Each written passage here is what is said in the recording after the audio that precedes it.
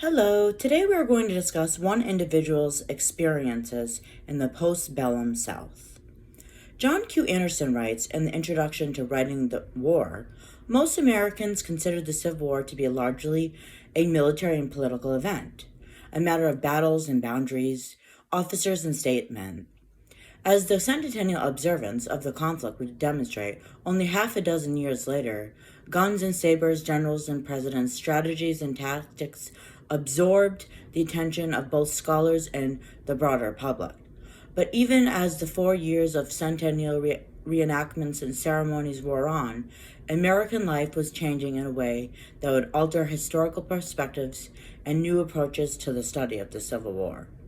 Despite the attention on battles and politics, this particular speech will focus on the diary of Kate Stone called Brokeburn. Brokeburn was a plantation in Louisiana, and Kate Stone was a young woman who wrote and journaled her experiences from the beginning of the Civil War into the time of Reconstruction after the Civil War. She writes from 1861 through 1868. She recorded her daily experiences. During the war, Kate and her family lost everything. Kate's mother, who was widowed, and 5 brothers lived on a cotton plantation with around 150 slaves. They were wealthy and used to many comforts in life. Kate was a true Southern belle and enjoyed the life up to the time of the Civil War. She was around 20 years old at the onset, and the true to her Southern roots was very much for the South and everything it stood for. She developed hatred for the North and was a strong advocate for slavery. 3 of her brothers joined the Confederate Army, which left her 14-year-old brother in charge. The cost of living skyrocketed during the war to $500 for a yard of silk, $50 for riding boots, $15 for a pair of shoes, and $50 for a barrel of flour. This comes from the Woman's History blog. By 1862, Union troops overran Milken's Bend, only a few miles from Brokeburn. The countryside was scourged for food and supplies. Slaves were also encouraged to revolt during this time. Many people were afraid and abandoned their plantations at this time, but Kate's family did not.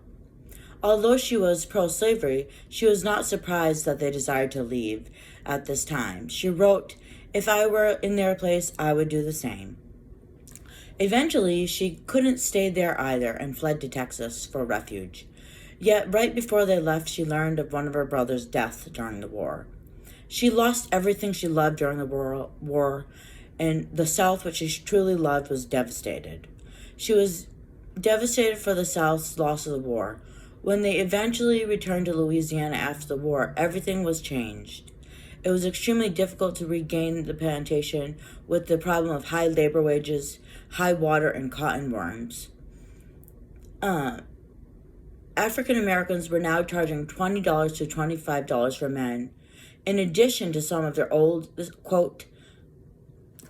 in addition to some of their old rations for sugar, rice, tobacco, molasses, and sometimes hams. She writes, "Many old hands left, and my brothers went to the New Orleans and brought back a number of Negro soldiers who strutted around in their uniforms and were hard to control. I was deeply afraid of them," she writes. It costs about $25,000 to plant their new crop, and this is what she wrote about it. "What distressed me the most is that none of the money went for our personal comfort. All of it went to the Negroes.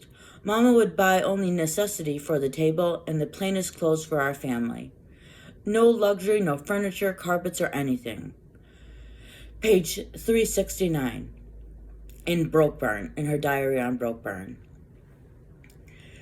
She clearly often represents resentment towards the African Americans during this time.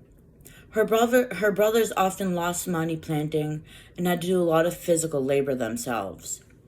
One of her brothers wanted to study medicine, but it was so hot and tired coming in from the fields, it would seem he lost one of his opportunities in life. Her mother hardly got out of bed. They were all depressed and devastated during this time. There was a tremendous loss, and the whole economic situation changed in the South. Everything was more expensive, and they didn't have the labor that they needed to survive. New neighbors moved in, and everything changed for their lives.